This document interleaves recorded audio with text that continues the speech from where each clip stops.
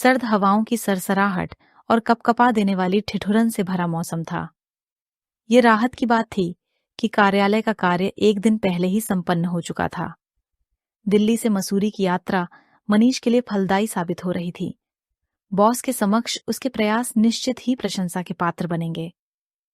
मनीष भीतर से काफी हल्का महसूस कर रहा था। अपने माता पिता का वह इकलौता बेटा था और उसकी 2 छोटी बहनें भी थीं। पिता सेवानिवृत्त हो चुके थे और घर परिवार की जिम्मेदारियों का बोझ उसी के कंधों पर आ टिका था। बचपन से ही उसने अपने भीतर महत्वाकांक्षाओं का दीप प्रज्वलित कर रखा था। पढ़ाई के उपरांत उसे बहुराष्ट्रीय कंपनी में नौकरी मिलना उसकी मेहनत का प्रमाण था। उसके व्यक्तित्व में आकर्षण तो था ही, उसकी वाक्पटुता भी अद्वितीय थी। लोग जल्दी ही उसकी बातों से प्रभावित हो जाते थे। कई युवतियों ने उससे मित्रता करने की पहल की, लेकिन मनीष ने अब भी इन विषयों से दूरी बनाए रखना ही उचित समझा। बोलचाल की भाषा में यह सब और प्रभावी हो जाता है। मनीष ने मसूरी में अपने कार्य के लिए 2 दिन की योजना बनाई थी, लेकिन परिस्थितियां अनुकूल रहीं और काम एक ही दिन में निपट गया। उसने सोचा, क्यों न अगले दिन मसूरी की सड़कों और वादियों का आनंद लिया जाए। गरम कंबल में सिमटकर वह चैन की नींद सो गया। अगले दिन जब वह मसूरी के मशहूर माल रोड पर पहुंचा तो अचानक पता चला कि वहां टैक्सी और बस चालकों की हड़ताल चल रही है। उफ! इस हड़ताल को भी आज ही होना था, वह खिन्नता भरे स्वर में बुदबुदाया। तभी एक टैक्सी ड्राइवर धीरे से उसके करीब आया और कानाफूसी करते हुए बोला, साहब, कहाँ जाना है? मनीष ने उसकी ओर देखा और कहा, भाई, मसूरी घूमने का मन था, लेकिन इस हड़ताल ने तो सारा मजा किरकिरा कर दिया। ड्राइवर मुस्कुराते हुए बोला, चिंता मत कीजिए साहब, मेरी गाड़ी अपनी है और इस हड़ताल में तो वैसे भी कुछ खास काम नहीं होता। मैं आपको मसूरी घुमाने ले चलूंगा, लेकिन एक शर्त है, आपको एक मैडम के साथ टैक्सी साझा करनी होगी। वे भी मसूरी देखने की इच्छा रखती हैं। आपको कोई परेशानी तो नहीं? थोड़ा असहज होते हुए मनीष ने कहा, चारा भी तो नहीं है। चलो, कहाँ है गाड़ी? ड्राइवर ने एक दूरी पर खड़ी टैक्सी की ओर इशारा किया, जहां एक युवती खड़ी थी। ड्राइवर के साथ मनीष टैक्सी की ओर बढ़ा। लड़की के पास पहुंचकर उसने परिचय दिया, हेलो, मैं मनीष, दिल्ली से। लड़की ने मुस्कान के साथ जवाब दिया, हेलो, मैं नीलिमा, लखनऊ से। मनीष ने विनम्र स्वर में कहा, मैडम, आज हमें मसूरी में 2 अजनबियों को एक ही टैक्सी में सफर करना है। आप सहज तो रहेंगी ना? नीलिमा ने थोड़ी झिझक के साथ कहा, हाँ, थोड़ा अजीब तो लग रहा है, पर चलिए, इट्स ओके। जैसे ही हमने परिचय की औपचारिकता पूरी की, ड्राइवर ने उत्साह से बताया, सर, मसूरी से करीब 30 किलोमीटर दूर टिहरी जाने वाले मार्ग पर एक शांत और सुरम्य स्थान है, धनौल्टी। आज सुबह से ही वहां बर्फबारी हो रही है। क्या आप दोनों वहां चलकर बर्फ का लुत्फ उठाना चाहेंगे? मैंने प्रश्नवाचक दृष्टि से नीलिमा की ओर देखा और देखा कि उसकी निगाहें भी मुझ पर ही टिकी थीं। उसकी मौन स्वीकृति को समझते हुए मैंने ड्राइवर से धनौल्टी चलने की सहमति दे दी।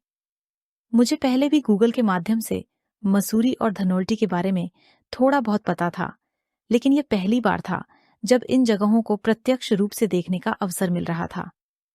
मन रोमांच और जिज्ञासा से भरा हुआ था। हमारी टैक्सी सुरम्य और घुमावदार पहाड़ी रास्तों पर दौड़ रही थी।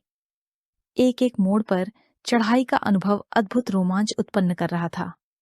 बगल में बैठी नीलिमा को लेकर मेरे मन में अनेक सवाल उठ रहे थे। मन में इच्छा हो रही थी कि उससे पूछूं कि वह यहाँ किस काम से आई है और अकेली क्यों है, लेकिन किसी अनजान लड़की से इस तरह के प्रश्न करना मुझे अनुचित लग रहा था। नीलिमा की गहरी और बड़ी बड़ी आंखें उसके सौंदर्य को और भी प्रभावशाली बना रही थीं। मेरी निगाहें बार बार उसकी ओर खिंच जातीं, चाहे मैं चाहूं या न चाहूं। हम दोनों मसूरी की अप्रतिम सुंदरता को निहारते हुए बीच बीच में हल्की फुल्की बातें कर रहे थे। ये महसूस ही नहीं हुआ कि गाड़ी कब एक पहाड़ से दूसरे पहाड़ पर पहुंच गई। कभी कभी जब गाड़ी हल्के ब्रेक पर रुकती और हमारी नजरें खिड़की से नीचे की ओर जातीं, तो गहरी खाइयों को देखकर सांसें थम सी जातीं। ऐसा लगता जैसे एक छोटी सी भूल भी भयावह परिणाम ला सकती है। जीवन में इंसान चाहे कितनी भी ऊंचाई पर क्यों न पहुंच जाए, पर नीचे गिरने का भय उसे हमेशा सताता है। यह डर उस क्षण पहली बार स्पष्ट रूप से अनुभव हो रहा था।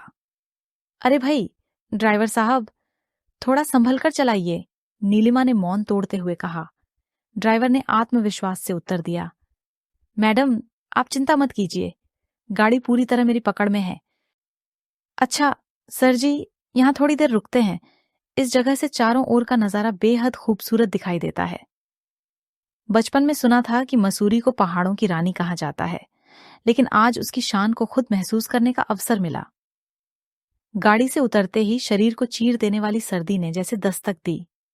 चारों ओर फैला हुआ धुंध का पर्दा ऐसा प्रतीत हो रहा था मानो हम बादलों के बीच आंख में चौली खेल रहे हों। दूरबीन से हर दिशा में झांकने पर एहसास हुआ कि हम कहां से कहां आ पहुंचे हैं। अब तक शांत और खामोश सी दिखने वाली नीलिमा धीरे से बोली, इस ठंड में अगर एक कप चाय मिल जाए तो बात बन जाए। मैंने उसकी बात को सहमति देते हुए कहा, पास में एक चाय का स्टॉल दिख रहा है, चलो वहीं चलते हैं। गरम दस्तानों के बावजूद चाय का कप जैसे हाथों को राहत दे रहा था। मसूरी की अलौकिक सुंदरता को कैमरों में कैद करते हुए जैसे ही हमारी गाड़ी धनोल्टी के करीब पहुंची, बर्फबारी देखने की बेताबी हमारे चेहरे पर साफ झलकने लगी। चारों ओर देवदार के विशाल वृक्ष बर्फ की सफेद परत में लिपटे हुए थे। ऐसा प्रतीत हो रहा था जैसे प्रकृति ने इन पहाड़ों को श्वेत चादर में लपेट दिया हो। ढलानों पर बर्फ की वजह से काफी फिसलन हो रही थी और गिरते हुए सफेद फाहों ने दृश्य को और भी रहस्यमयी बना दिया था। कुछ ही पलों में ऐसा महसूस हुआ मानो पहाड़ों की पूरी दुनिया को प्रकृति ने अपने अद्भुत सफेद रंग से रच दिया हो।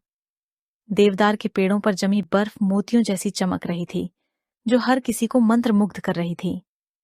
गाड़ी से बाहर आकर मैं और नीलिमा गिरती हुई बर्फ में खो से गए।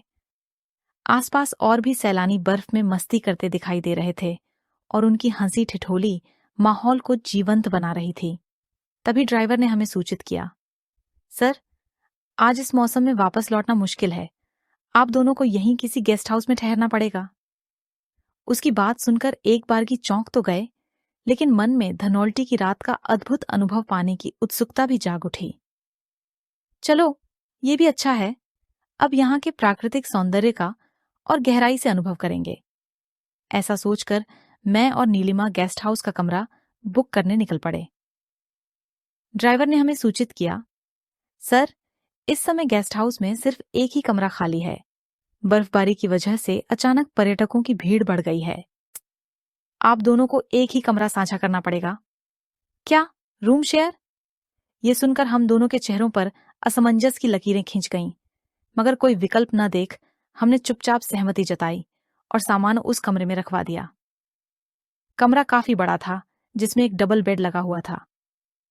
ये मेरे संस्कार कहिए या अंदर का झिझक, मैंने तुरंत नीलिमा से कहा, ऐसा करते हैं, बेड अलग अलग कर लेते हैं और बीच में एक टेबल रख देते हैं। नीलिमा ने भी बिना कोई आपत्ति किए सिर हिलाकर अपनी सहमति दी। हम दोनों अपने अपने बेड पर बैठे थे। न मेरी आंखों में नींद थी, न उसकी। अब तक के सफर ने हमारी बातचीत की हिचक को कम कर दिया था। मैं खुद को रोक नहीं पाया और पूछ ही लिया, तुम मसूरी क्यों आई हो? शायद अब तक नीलिमा भी मेरे साथ सहज हो गई थी। उसने शांत स्वर में कहा, मैं दिल्ली में रहती हूं। दिल्ली में कहां? मैंने उत्सुकता से पूछा। सरोजिनी नगर, उसने जवाब दिया। अरे वाह, ये तो एकदम संयोग है। मैं INI में रहता हूं, मैंने मुस्कुराते हुए कहा। नीलिमा थोड़ी भावुक होकर बोली, मैंने हाल ही में अपनी पढ़ाई पूरी की है। मेरी 2 छोटी बहनें हैं। पापा अब नहीं रहे और मम्मी के कंधों पर ही हम सभी का भार है। सोचती थी कि पढ़ाई खत्म होते ही मम्मी का बोझ हल्का करूंगी, लेकिन लगता है वह दिन अभी दूर है। उसकी बात सुनकर मैं थोड़ी देर तक मौन रहा। बर्फ से ढके पहाड़ों की इस ठंडी रात में उसका दर्द मेरे दिल में गूंजने लगा। दिल्ली में एक नौकरी के लिए साक्षात्कार दिया था। उन्होंने दूसरे चरण के लिए मुझे मसूरी बुलाया है। हालांकि मेरा चयन लगभग हो गया है, परंतु कंपनी की शर्तें और नियम मुझे उचित नहीं लग रहे। मैं उलझन में हूं कि क्या निर्णय लूं। इसमें इतना परेशान होने की आवश्यकता नहीं है। अगर नौकरी आपके मन मुताबिक नहीं है तो उसे छोड़ देना ही बेहतर है। तुम्हारे पास क्षमता है तो एक और अवसर अवश्य मिलेगा। वैसे मेरी कंपनी में नई रिक्तियां निकली हैं, अगर तुम चाहो तो तुम्हारे लिए प्रयास कर सकता हूं। सच? मैं तुम्हें अपना सीवी मेल कर दूंगी। शायद समय ने हमें इसलिए मिलाया हो कि मैं तुम्हारे किसी काम आ सकूं। मनीष के मुंह से अनायास ही निकल गया।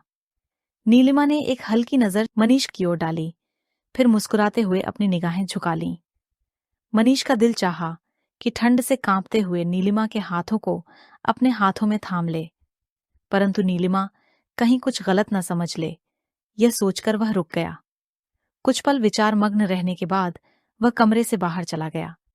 सर्दियों की रात थी। गेस्ट हाउस की छत पर गिरती बर्फ की हल्की बूंदों की आवाज वातावरण को और गहरा बना रही थी। नीलिमा ठंड से कांप रही थी। तभी मनीष ने गरम और सुगंधित कॉफी का मग उसकी ओर बढ़ाते हुए कहा, यह लीजिए, गरम कॉफी से ठंड मिटाइए। कॉफी लेते हुए दोनों के हाथ हल्के से छू गए और यह स्पर्श मानो पूरे शरीर में बिजली सी दौड़ा गया। उनकी नजरें मिल गईं, एक पल के लिए ठहरीं और जैसे समय थम गया। पहली बार मनीष ने नीलिमा को ध्यान से देखा और देखते ही खो गया। कब उसके होंठों पर एक मूक चुंबन रख दिया, उसे खुद भी एहसास नहीं हुआ। इसके बाद एक मौन स्वीकृति में दोनों एक दूसरे की बाहों में समा गए। सांसों की गर्माहट ने बाहर की बर्फीली ठंड को भुला दिया। धीरे धीरे दोनों ने खुद को पूरी तरह एक दूसरे में खो दिया। शरीर की कपकपाहट अब शांत हो चुकी थी, लेकिन भावनाओं और स्पर्श की गर्माहट बरकरार थी। कब रात बीत गई इसका पता ही नहीं चला। सुबह जब पेड़ों और पत्तों पर जमी बर्फ की परतें टूटकर छन छन कर गिरने लगीं, तो ऐसा लगा मानो पूरा जंगल संगीत की रचना कर रहा हो। इसी मधुर ध्वनि ने उन्हें नींद से जगाया। जागने के बाद उनके चेहरों पर एक अनकही संतुष्टि और दिल में एक अनजाना उल्लास था। कोई अपराध बोध नहीं, कोई सवाल नहीं, बस एक गहरी खामोशी। उसी मौन के साथ मनीष और नीलिमा साथ साथ आगे बढ़ गए। दोस्तों, ये प्यार भरी कहानी आपको कैसी लगी प्लीज मुझे कमेंट में जरूर बताएं। और ऐसी ही प्यार और रोमांस से भरी कहानियां सुनने के लिए प्लीज चैनल को सब्सक्राइब करें। अच्छा, तो अब आपसे मुलाकात होगी नई कहानी के साथ। तब तक के लिए अपना और अपनों का ख्याल रखिए। धन्यवाद।